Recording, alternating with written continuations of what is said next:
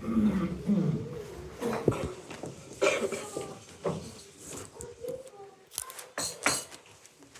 a milovaný nebeský Otče, my ti chceme vzdávat chválu a čest a děkovat ti za ten nádherný dar, který jsi nám daroval. A dneska v mnohých rodinách budou lidé, nebo na toho 24. A budou lidé se scházet ke stromečku, budou si dávat různé dárky, rodiny se budou scházet. A my ti děkujeme, že nebeský Otče si nám dal ten nejkrásnější dar svého syna, Pána Ježíše. Že to je pro nás ten nejvzácnější dar a my si moc přejeme, aby v mnohých rodinách mohli také přemýšlet o tom, že ty jsi se narodil, Pane Ježíši, že ty jsi živý a že ty chceš žít v každém z nás a v každém srdci. Děkujeme ti moc za to. A že už v mnohých srdcích takhle žiješ a že vidíme, jak proměňuješ ta naše srdce. A vroucně tě chci moc prosit, aby tvůj Duch Svatý tady mocně působil mezi námi, aby se s nás i dotýkal skrze to, co budeme mluvit, skrze to, co i připravili děti, skrze ty písně, i skrze to tvé slovo, které uslyšíme, aby i Pane si tady otevíral ta srdce, aby Pane si mohl vejít jako ten král králů a pán pán. A moc ti za to děkujeme a požehnej všechny rodiny v naší zemi i po celém světě, aby ještě co nejvíce lidí tě mohlo poznat jako svého Pána, Krále a Mesiáše. Protože ty jsi se narodil jako malé dítě v Betlémě, ale vyrostl jsi a mnozí poznali, že ty jsi ten pravý Mesiáš, poslaný od Boha. Děkujeme, že jsi zemřel za naše hříchy a vstal z mrtvých. A tak tě moc chci prosit, aby si se i dneska tady oslavil. Požehnej všechny rodiny, požehnej ty děti, všichni, kdo tady jsou. Ať dosedne tvé požehnání na všechny rodiny. Amen. Amen.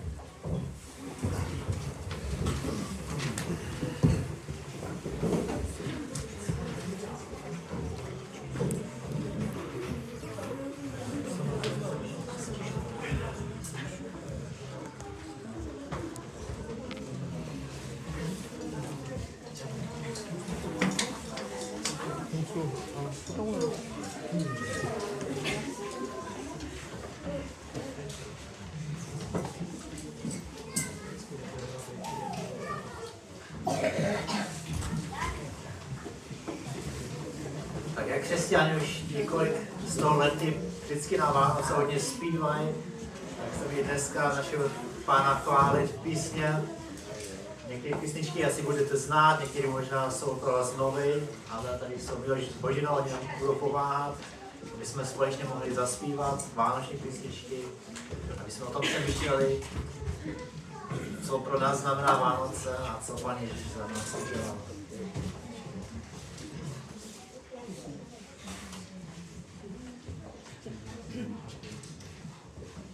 Tak vítáme další rodiny, co přišly.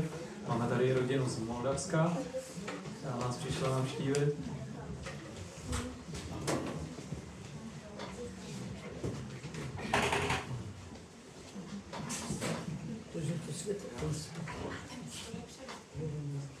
Tady pojďte dopředu, tady jsou 4 místa ještě. Místa dost ještě, když tak přidáme židle.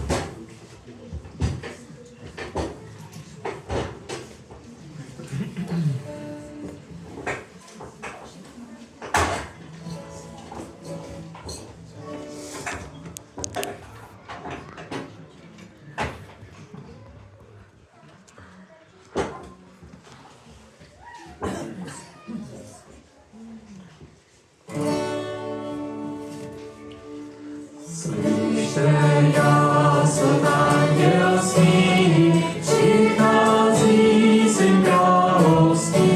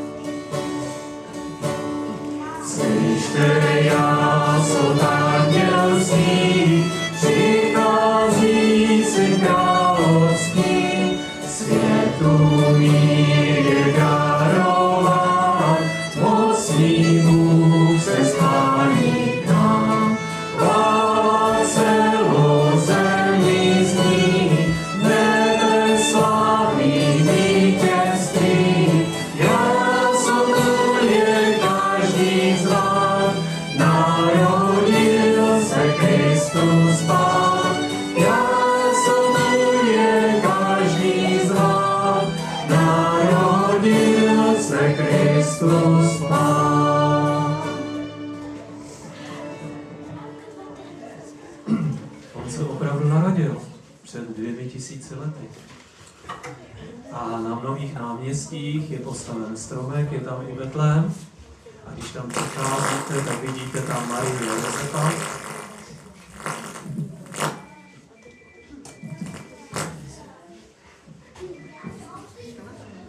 A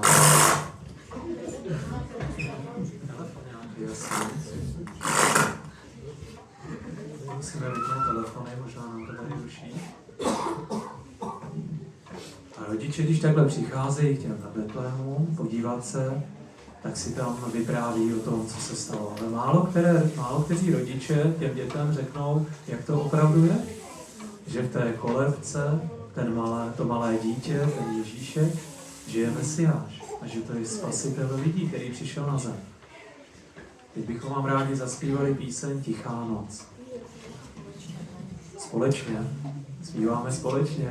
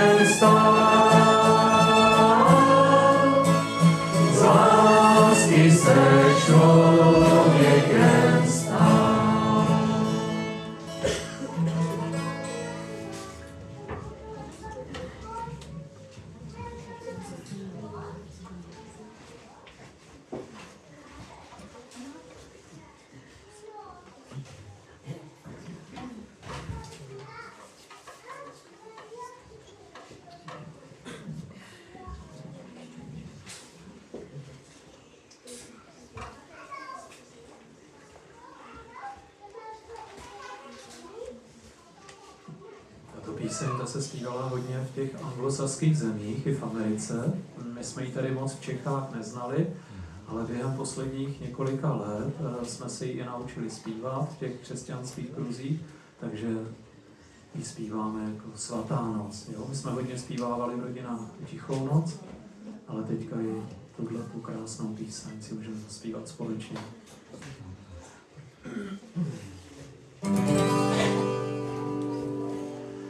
Kraj dávno spí a hvězdy jasně svítí, je mráz a smích, co mi chvíli sváteční.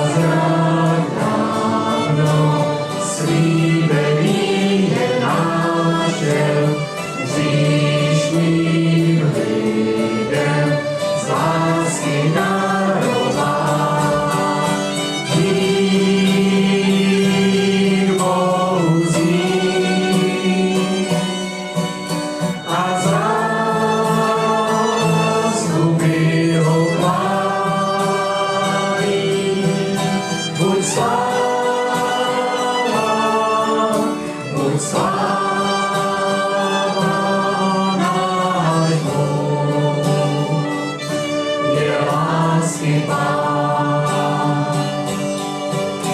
Buď sláva, buď sláva nášmu, je lásky Pán.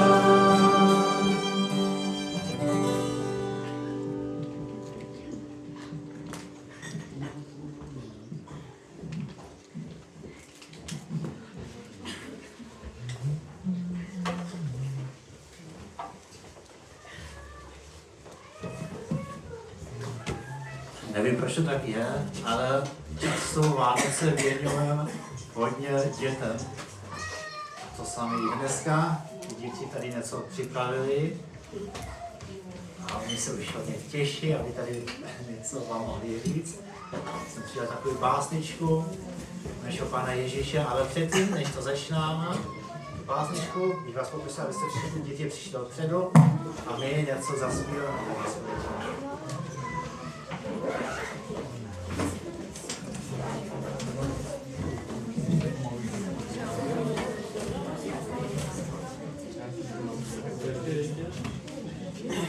Kaši.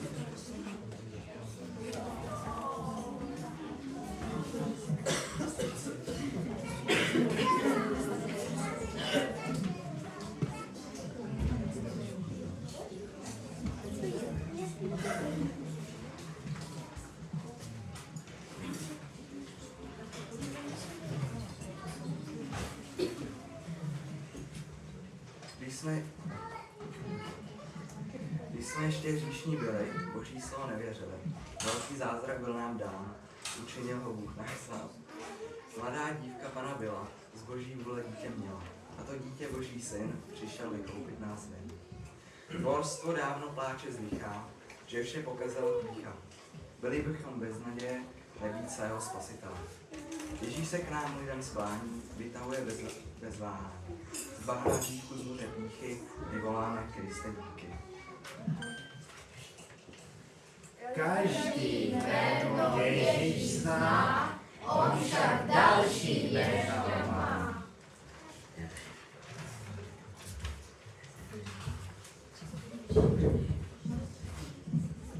Ježíš řekl, já jsem beze, kdo vejde skrze mě, bude zachráněn, bude vcházet i vycházet a naleze panstvu. Jan 10:9. Ježíš řekl, já jsem dveře, beze mě se neotevře cesta věčné radosti, pokoji a milosti.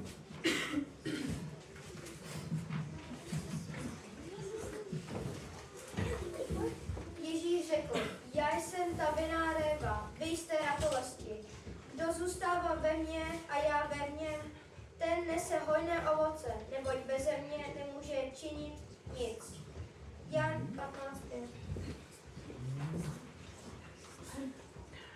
Ježíš řekl, já jsem kmen, vyháním své větve ven a kdo ve mně zůstane dobré plody ponese to.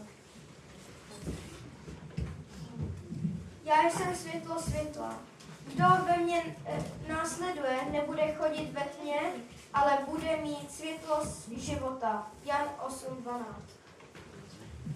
Ježíš řekl, světlo jsem nejjasnějším plamenem, budete též plápovat, chcete-li se ke mně znát.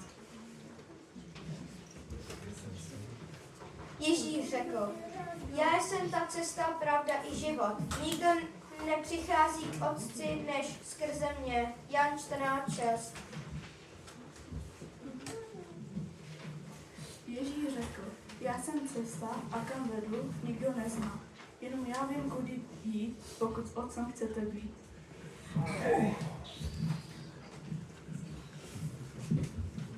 Ježíš řekl, já jsem pravda.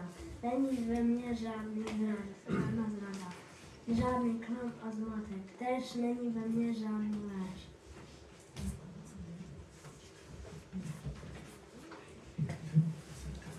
Ježíš řekl, já jsem život, chcete-li se smrti vyhnout a ne na věky se mnou být, živou vodu pojďte pít. Na počátku bylo slovo, a to slovo bylo u Boha, a to slovo bylo Bůh. Jan 1:1. Ježíš řekl, já jsem slovo, uzavírám smlouvu novou. Na mé slova spolehejte, srdce připravené víte. Ježíš řekl, já jsem dobrý pastýř, znám svoje ovce a moje ovce znají mě. Jan 10:14. Ježíš řekl, pasířem jsem, vyvádím ovečky své ven, ke šťavnatým pastvím, potůčkům i bystřinátům. Jan uviděl Ježíše a řekl, hle beránek Boží, který snímá hřích světa. Jan 1:29. Ježíš řekl, beránkem jsem, proto se stoupil jsem na zem, umřel jsem za vaše hříchy a zbavil vás zla i pýchy. Ježíš řekl, já jsem ten chléb života, kdo přichází ke mně, jistě nebude hladovět a kdo věří ve mně, nebude nikdy žíznit. Jan 6:35. Hladový to dobře zná, nic tak dobře nechutná, jako když má chleba dosti poté, co se dlouho postil. Celé lidstvo to se ví, už od ráje hladový, spíše duši než tělem, když je Bohu nepřítelem. Boží syn se chlebem stal a na sebe lidství vzal, aby právým slovem svým hlad nás lidí nasytil. Ježíš řekl, já jsem vzkřížený i život. Kdo věří ve mě, i kdyby zemřel, bude žít. Jan 11:25. Lidská duše nepřestává toužit, ať je navždy mladá. Pověstnosti práhne směle, ať je ve smrtelném těle. Jak by mohla navždy žít? Smrt obchází všechny lid. Jenom jeden umíral, třetího dne znovu vstal. Proto Ježíš mocně praví, pojď jen za mnou do mé slávy. Jiná naděje není, jenom já jsem tě vzkříšený. Zvítězil lev, ten z kmene Judova, kořen Davidův, Zjevení 5:5. Dlouho čeká judský kmen, než přišel na svět ten, který mu byl zaslíben. Len z Judy náš spasitel přišel bezotravný a malý. Anděle mu chvály pěli, dítě, které v jeslích dřímá, žezlo králu v rukou dřímá.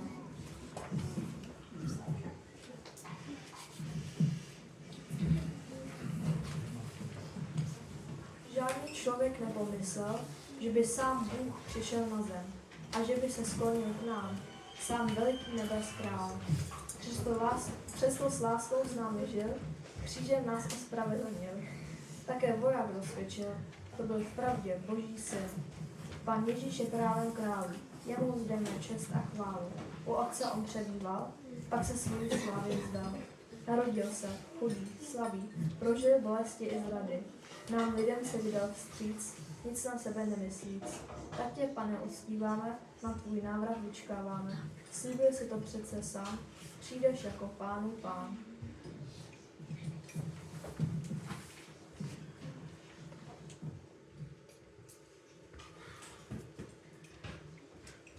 Teď zase můžou všichni děti dopředu a zase děláme ještě něco společného.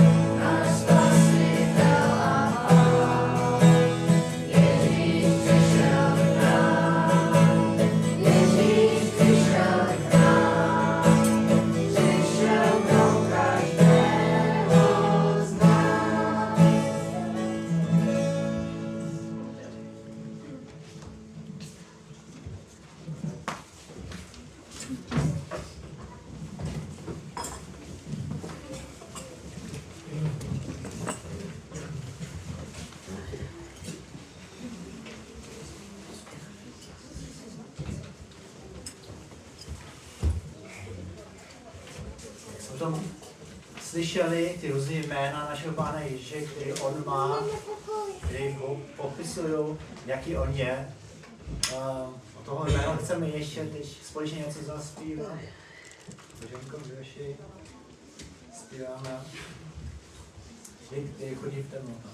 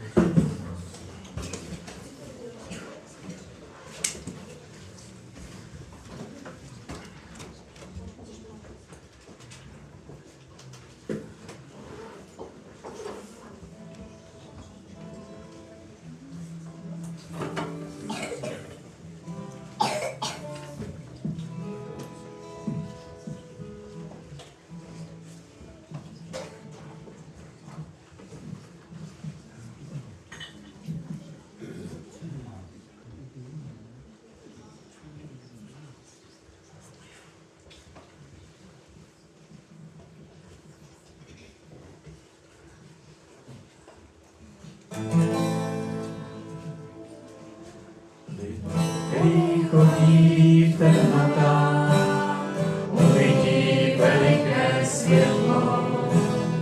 Těm, kteří bydlí ve stínu smrti, z Betléma zazáří světlo. Neboť se nám syn narodí, dítě bude nám dáno. Na jeho rameni spočine vláda, bude mít nádherné jméno.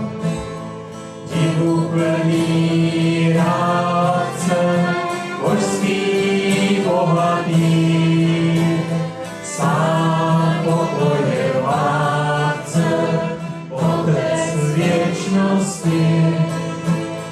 Divu plný rádce, božský bohatý, sám pokoje vládce, otec věčnosti.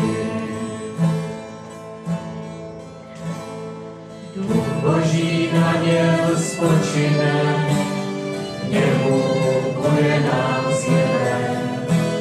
Z Jákova hvězda zářivá vzejde, Mesiáš s nádherným jménem. On bude světlem v temnotách, majákem výslužný bouře. Před lidskou zlobou bezpečnou skrýší, pramenem uprostřed pouště.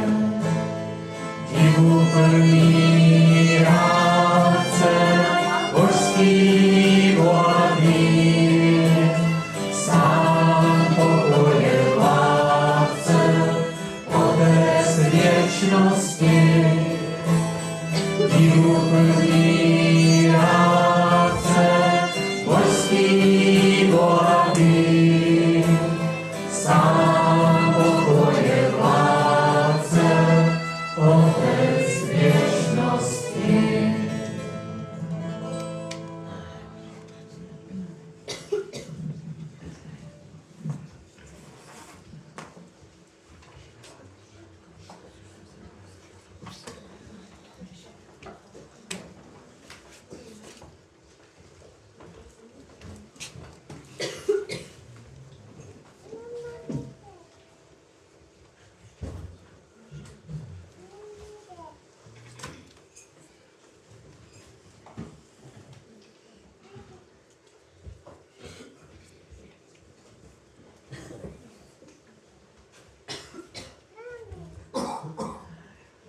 Potom slyšeli taky různý jména, který má Pán Ježíš, jak jsme tomu zpívali. Kdybych tady v Čechách se někoho zeptal, víš, kdo je Ježíš? Asi většinou by řekli, jo, ty myslíš toho Ježíška, který přijde k Vánocům. A tady z takového velkého Pána Ježíše, který máme, který tady žil, který přišel jako Bůh na zemi, aby tady žil perfektní život, aby za naše hříchy zemřel, který šel zase za Bohem, za Otcem, z takového velkého Pána Ježíše, který zase udělal takový malého Ježíška. Proč? Protože když to je jenom Ježíšek, ten Ježíšek nám nic nedělá, že? Všichni jenom, když nedávno jsem zase někoho slyšel toho v obchodě a to dítě něco chtělo a pak rodiče říkali, ne, to musíš napsat a Ježíšek ti to přinese. A pro tolik lidí Ježíš dneska už je jenom Ježíšek. Ale Boží slovo nám o tom říká něco jiného, že Ježíš to je jméno nad každé jméno. Větší jméno než to jméno našeho Pána Ježíše neexistuje tady na světě. A já bych s vámi chtěl jenom krátce shodit do Božího slova, aby jsme si viděli, co nám Boží slovo k tomu říká. Když tedy přečteme, a vy to tady můžete taky s náma přečíst, to je Efeským, z Božího slova Efeským, kapitol 1, verš 20 a 21. Tuto moc dokázal na Kristu, když ho vzkříšil z mrtvých a posadil po své pravici v nebesi. Vysoko nad každou vládu, mocnost, moc a pánství i nad každé jméno, které je vyslovuje, ať už v tomto věku nebo v budoucím. Můžeme si to představit, my máme taky, nevím, v Česku tady máte jaký velký jména, tady máte Karel Gott, který zpíval a celý svět ho zná. Různý jména máte a každý zem má různý jména, které jsou důležité. To jsou politici, různý, dneska Donald Trump, každý ho zná, je tak důležitý. A možná toho papeže každý zná, to jsou lidi, každý je zná. A dneska už tolik lidí neznají našeho Pána Ježíše. A Bůh sám říká, že on mu dal jméno nad každým jménem. Že Ježíš, on je větší, on je důležitější než každá osoba, který tady žije na zemi nebo kdekoliv. Pán Ježíš je pro Boha to nejdůležitější, protože on sám je Bůh. Ne? Si myslím, že to je jasně, že on vládne nad všem. Jdeme dál v Božím slově. Tady máme Filipským 2, verš 9 a 10. Proto jej Bůh povyšil nad všechno jména, nad každým jméno mu daroval, aby před jménem Ježíš kleklo každé koleno na nebi, na zemi i pod zemi. Dřív to byli králové, dneska se to moc už nedělá, asi nevím, v nějaké zemi možná ještě, že lidi si kleknou před někým. Dřív to bylo normálně, ale něco, co Boží slovo, co Bůh nám jasně říká, že jednoho dne každý koleno, jestli chce nebo nechce, jestli je velký nebo malý, každý koleno bude kleknout před jménem našeho Pána Ježíše. A jednoho dne každý to bude poznat, jak veliký, jak nádherný on je. Protože je to tak zajímavé a tak divný, když Bůh, který stvořil tady tu svět, který poslal svého syna sem, ten, který je pro nás tak důležitý, že tak málo poznají dneska.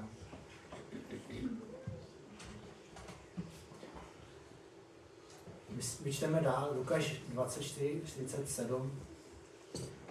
Tady mluvil sám Ježíš, aby někomu něco vysvětlil a počíná od Jeruzaléma, pak v jeho jméno musí být kázáno pokání a odpuštění hříchy všem národům.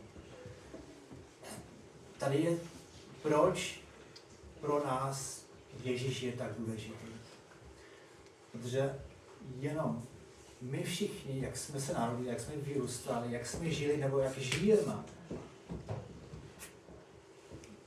v hříchu. Trápí nám naše špatné věci, které děláme, které jsme dělali.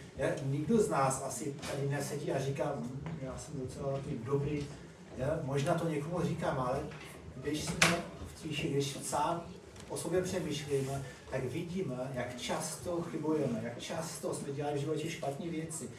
A možná někdo z vás to taky zažil, jako já, Jak jsme o tom přemýšleli, jsme si říkali, jak budeme jednoho dne před Bohem, když já jsem tak špatný, když já jsem takový hříšný člověk. A právě kvůli tomu poslal Bůh našeho Pána Ježíše, aby jsme v něm mohli mít odpuštěny hříchy. A Bůh chce, aby každý slyšel, že v Ježíši každý z nás může mít odpuštěny hříchy. Jdeme dál. Jan 20:31. Tato jsou ale zapsána, abyste uvěřili, že Ježíš je Mesiáš, Boží syn, a abyste skrze víru měli život v jeho jménu. Možná říkáš, co to znamená pro mě, já mám život, já žiju. Ne, ale je ten život, který žiješ, je to dopravdy ten život, který chceš. Je to ten život, s kterým jsi spokojený. Máš tady v srdci ten klid, ten pokoj. Víš, jak budeš dál. Já nevím, když já o tom přemýšlím, kdybych řekl, já nevím, proč žiju. Já neznám žádný smysl tohoto života. Pak by ten život pro mě byl takový hodně smutný. Ale s tím, že jsem našel Pána Ježíše, že já vím, pro koho tady žiju. Já vím, kam jdu a jak skončím. Že já budu jedno dne s ním. Tak když tady to mám, pak začíná dopravdý život. Jan 3:18. Kdo v něho věří, nebude souzen, ale kdo nevěří, je už odsouzen, protože neuvěřil jméno jednorozeného Božího syna. Jak jsem už o tom mluvil, jak nás trápí ten hřích. A my sám od sebe nemáme východisku, nevíme, jak z toho vyjít, co s tím dělat. Ale tady máme odpověď. Když my poznáváme jméno Pána Ježíše, Bůh nám zaslíbí, že nebudeme souzeni. Každý, kdo ho nezná, každý, kdo ho nepoznává, ten je už souzen. Ale když my ho budeme poznávat, když ho budeme hledat, a když mu budeme odevzdat svůj život skrze jméno Ježíše Krista, my nebudeme souzeni. Jan 14:13. A cokoliv poprosíte v mém jménu, to udělám, aby byl Otec oslaven v Synu. My, když máme Pána Ježíše, to není jakoby na Vánoce, že ti děti napíšou něco a tak to je pod stromečkem. Ne? Ale když my máme Pána Ježíše se všema starostmi, se všema, co máme, můžeme přijít k Bohu, můžeme poprosit a Bůh vede naše cesty, Bůh nám pomáhá, že On nás miluje a On to chce pro nás dobře. My máme kam jít. Ten, který Ježíše nemá, ten musí vyřešit svůj život a svoje problémy sám. Ale my, který ho máme, my ze všema můžeme přijít k Bohu a On nás slyší.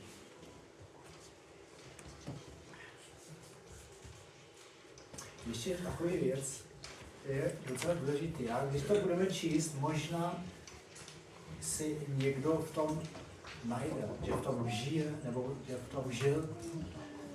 Tady jsou to docela tvrdý slova. 1. Korinským 6. Tady je napsáno, co pak nevíte, že nespravedliví nebudou mít podíl na Božím království? Nepleťte se, smělníci, modláři, cizoložníci, rozkošníci, zvrhlíci, zloději, lakomci, opilci, pomlouvači ani vítří duchové nebudou mít podíl na Božím království. A teď pozorujte. A takový jste někteří byli, ale jste umytí, jste posvěceni a jste ospravedlněni jménem Pána Ježíše Krista a duchem našeho Boha. Podívejte se, tady to je něco nádherného. Když to čteme, říkám, ale tady tím jsem nikdy neměl problémy. Tady tam jsem byl, tady tam žiju, prostě ty problémy, které máme v životě a asi z toho chceme ven. A tady je Pán Ježíš, který nám v tom chce pomáhat. každý z nás žil nebo žije v hříchu.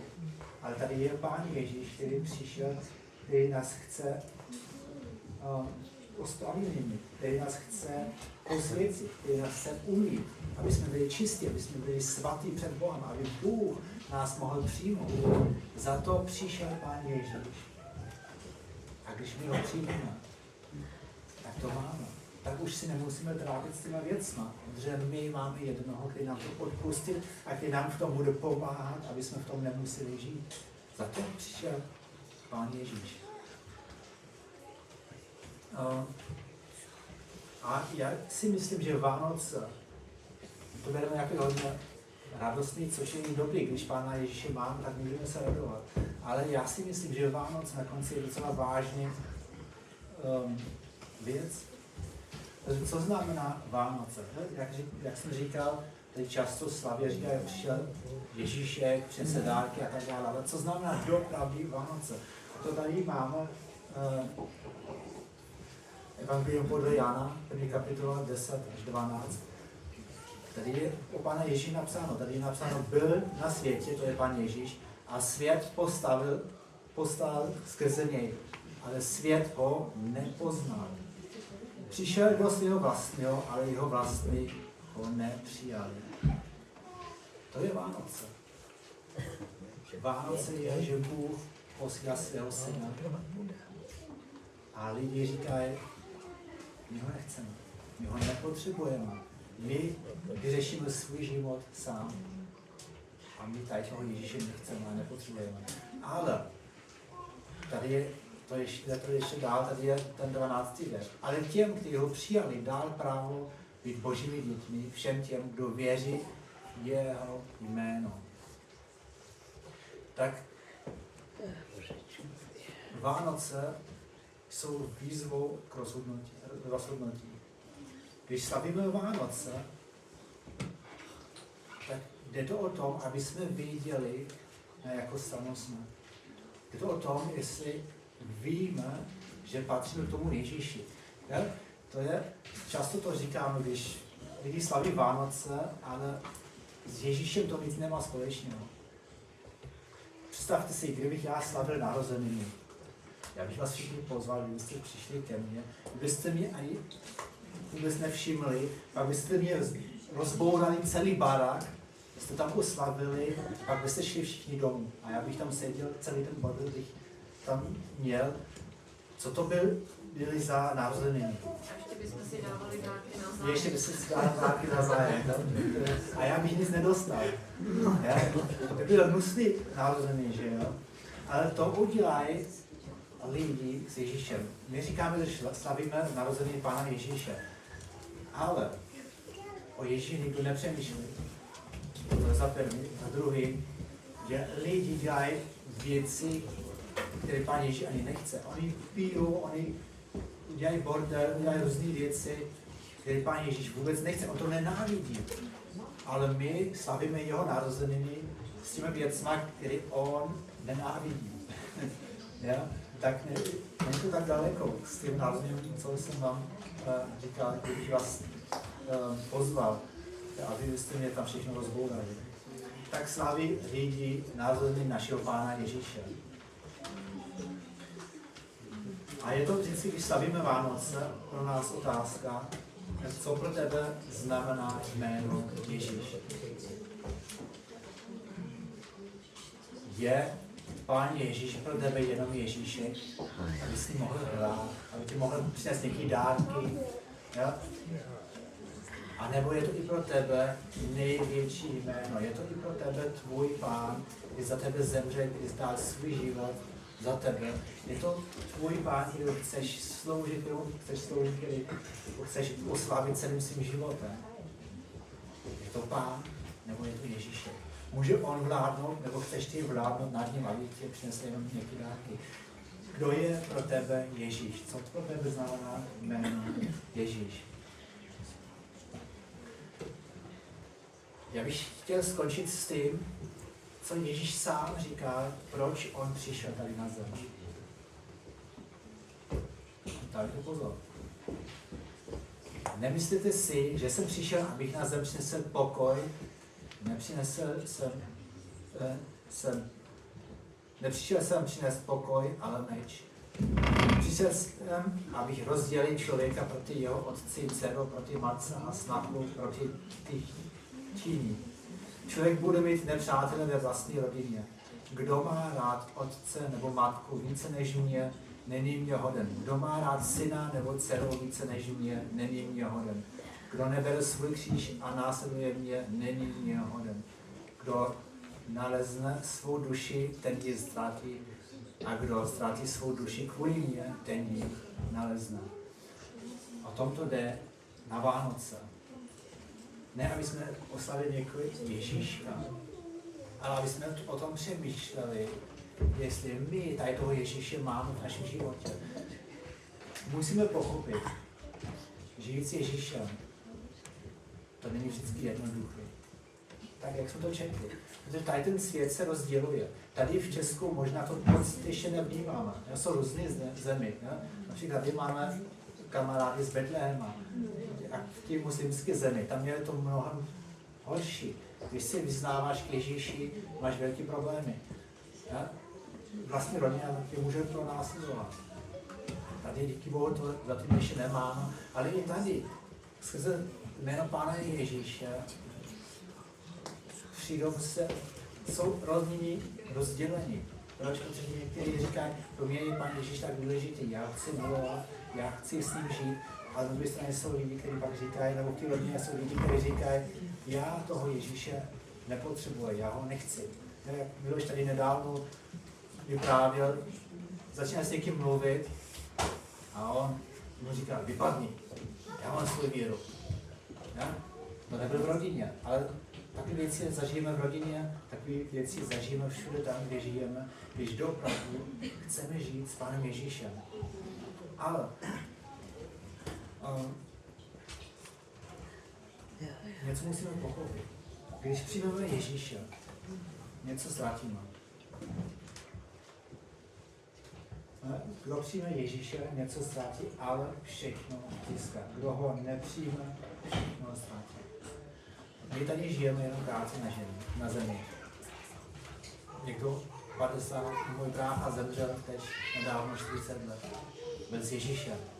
Dal mu svůj život, že krátce získal všechno. Tu žije 50, tady má bábo, už 86 let, je s Ježíšem, všechno získal. Ja? Žijeme tady krátce, když žijeme bez Ježíše, co z toho života máme. Možná něco trochu žijeme, víc se trápíme a na konci skončíme špatně. Ale když máme Ježíše, víme, kam jdeme, víme, že s ním všechno dostáváme. To byl jeden misionář a s tím bych chtěl skončit. Ten se jmenoval Jim Elliot. On říkal, on zemřel taky mladý, protože ho zabili, protože on mluvil o Pána Ježíši.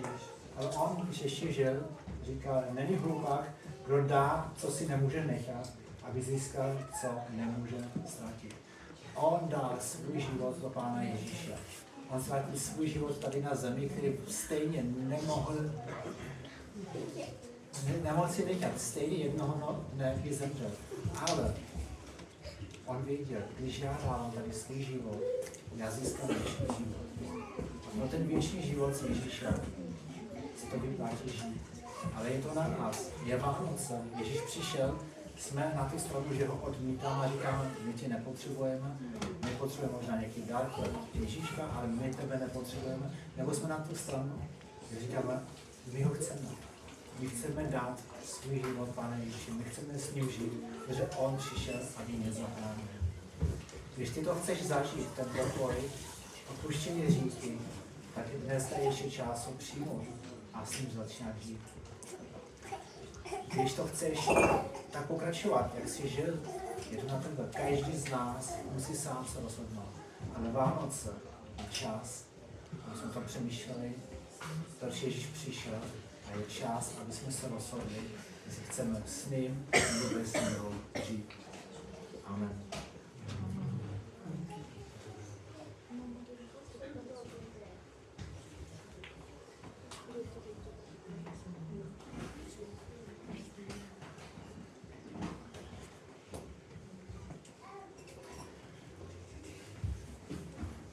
Vánoce slavíme a o tom přemýšlíme, že Pán Ježíš přišel, taky o tom musíme přemýšlet, že on jednoho dne přijde znovu. A o tom chceme teď ještě něco zaspívat. A teď na konci, a to je Až Pán Ježíš.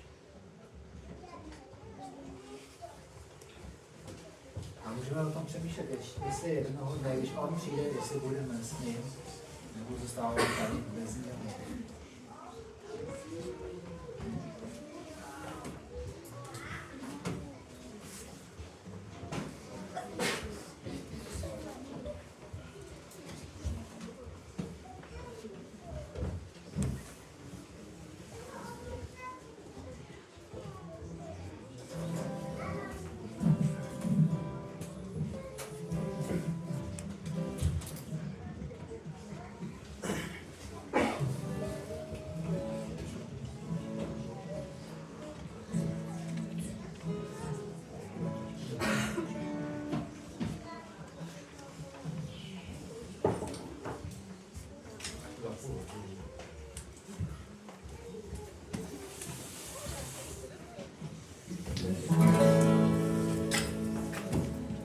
Až Pán Ježíš, král všech králů, slavě zjeví se. Vykoupené se on vezme do nebe z říše. Jako hvězdy překrásné zářit budou táhat Spasitele koruně jako dráhoka. On shromáždí ve sbor jeden všechny vyleze, kteří v krvi beránově pravdě smili se. Jako hvězdy překrásné zářit budou táhat Spasitele koruně jako dráhoka. A ty dítky ke své hrudi něžně přivine, jež mu dali srdce květu, lásce dětinné. Jako hvězdy překrásné zářit budou táhat Spasitele koruně jako dráhoka. Proto každý velký malý dej mu srdce své. On tě spasí, oslaví tě, nebe uvede. Jako hvězdy překrásné zářit budou táhat Spasitele koruně jako dráhoka.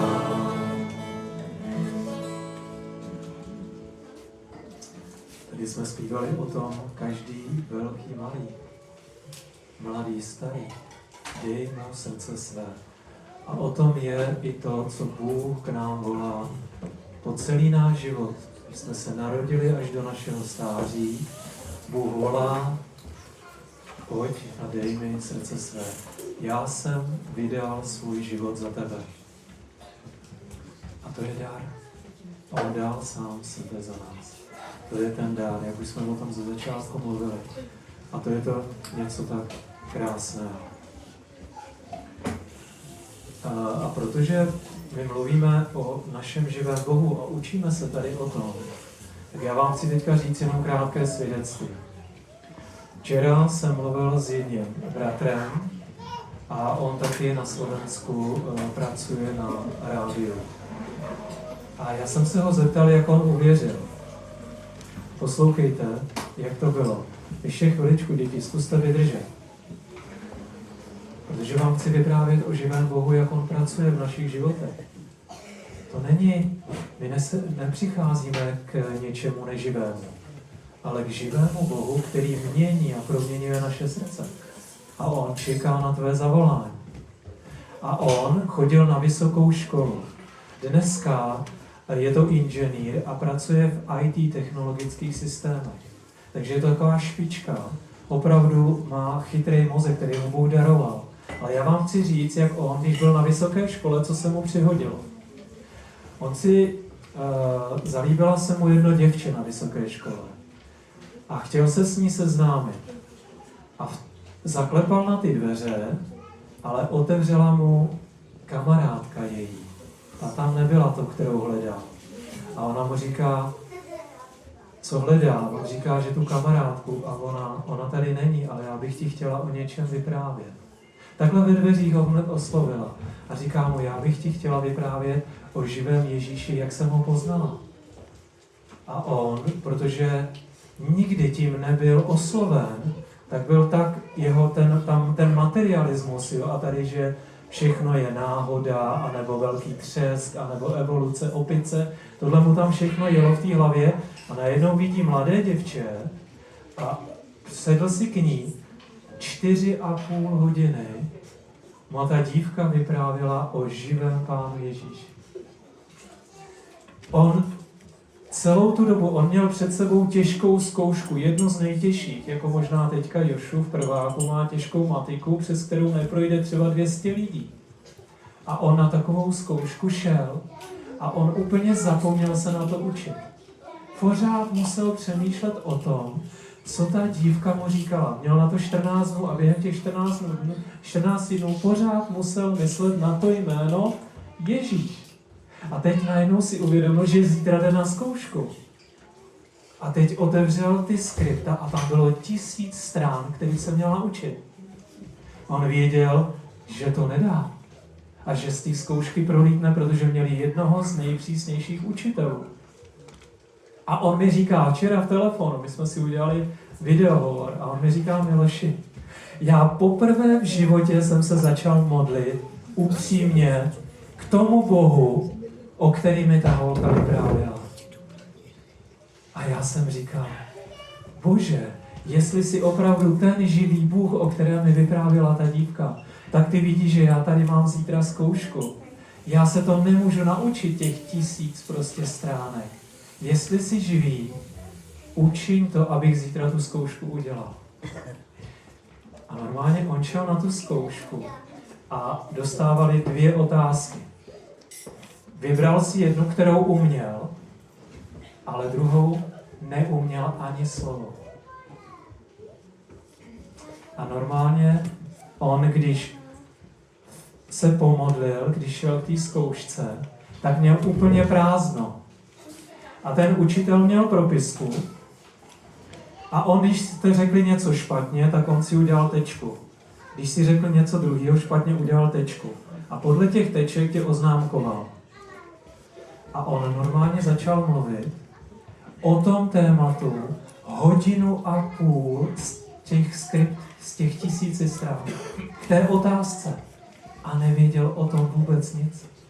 A dneska mi říká, Miloši, nebo včera, já bych o tom neřekl vůbec nic. Dneska taky. Ani druhý den, ani třetí den. Ale on si neudělal ani jednu tečku a já jsem prošel za jedna. A on mi řekl, studente, tebe chci mít u sebe v týmu. A on vyšel odtamtud a říká, Bože, teď já jsem vůbec nic neuměl. Ty jsi udělal takový zázrak, že jsi mi to tam všechno dal. A to byl jeho začátek vztahu s živým Bohem. A pak začal otevírat Boží slovo. Tam se mu Bůh ukázal, že je živý, svatý, spravedlivý. A on činil pokání, vyznal své hříchy a znovu narodil se. Ale tohle byl první moment, kdy Bůh s ním takhle začal jednat. Milovaní, my se tady scházíme k živému Bohu. A Bůh chce s každým z vás takhle pracovat. Ale ne, že přímo přijdeš jenom, chtěl bych iPhone, Pane Ježíši, tak mi ho dej. Ty se možná směješ, ale já jsem vám to vyprávěl o tom, že on to nedělal vypočítavě. Ale on opravdu byl tak zasažen tím, jestli opravdu Bůh je živý, ať udělá v jeho životě nějakou věc, aby ho začal hledat. A on, Bůh to udělal. A s každým z vás má Bůh nějaký plán. A i teď, i přes ty vánoční svátky. Tak bychom to chtěli dneska ukončit. A co kdybychom společně se pomodlili? Každý, můžeme si stoupnout a každý z vás můžeme za něco poprosit. Za něco poděkovat. Máme třeba někoho nemocného, i za to můžeme Pána poprosit, aby ho uzdravil. Nebo máš třeba v srdci něco, co tě trápí, můžeš mu to vyznat. Pojďme. A nestýďte se. Každý z vás může tady Bohu nahlas něco říct a já to potom uzavřu. Pojďme si stoupnout a můžeme se pomodlit.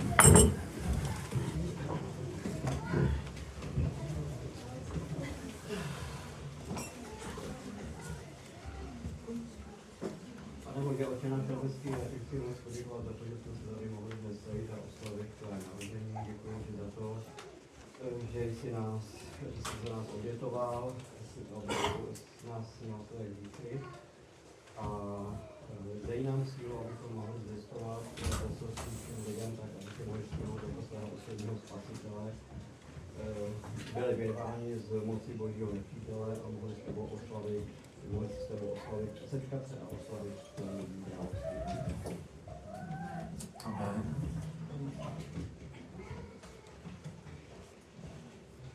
Já ti, Pane Ježíši, taky moc děkuji, že jsi narodil pro nás, že jsi přišel na tuhle zem, že jsi tak ponížil, narodil se ve chládě, byl si položen do jesliček a tak, Pane, my si to vůbec nedokážeme představit, když naše děti se rodí v čistotě a v nemocnicích a všechno je úplně sterilní a krásný a máme tam spoustu prostě péče a tak, Pane, my tak tě chválíme, že ty jsi tohle pro nás podstoupil, ale hlavně, že ty jsi vyrostla, že ty jsi obětoval za nás na kříži, aby jsme mohli věčně žít.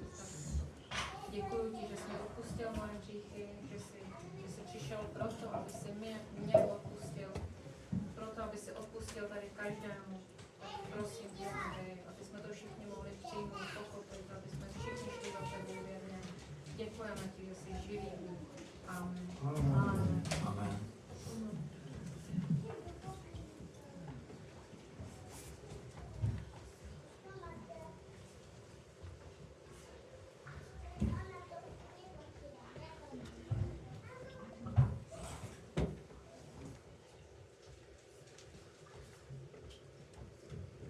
Děkuji, Pane Ježíši, že jsem tobě mohl najít smysl svého života a věčný život.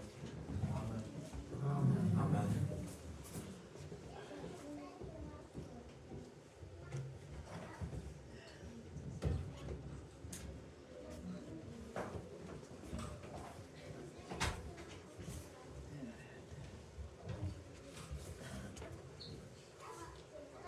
Pane Bože, já ti děkuji za to, co ty mi dával nový život. Ty mě pošel všechny moje hříchy. Ty narodil se kvůli mě taky. Pane Bože, já ti děkuji za to. Amen. Amen. Děkuji Bože, já za tvou milost, že ty narodil se pro mě.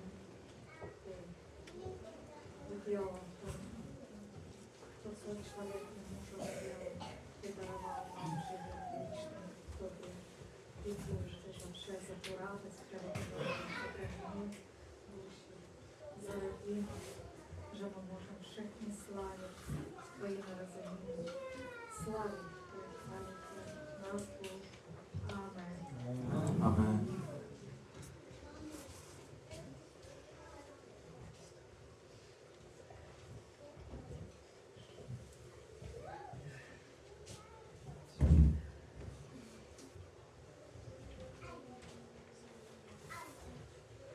Ještě ti, Pane náš, chceme předkládat všechny, kteří tady nemůžou být s námi, protože jsou třeba nemocní.